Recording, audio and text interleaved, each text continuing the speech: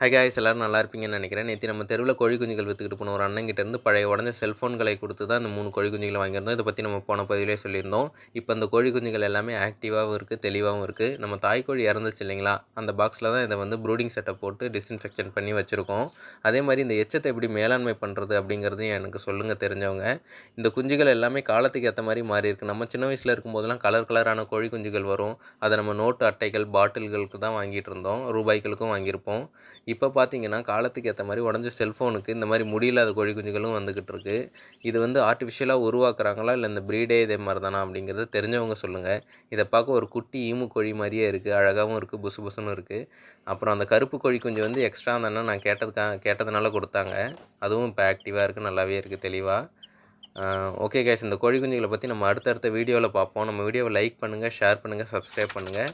இதோட வளர்ச்சியை நம்ம அடுத்தடுத்த பதிவில் பார்ப்போம். தேங்க்யூ.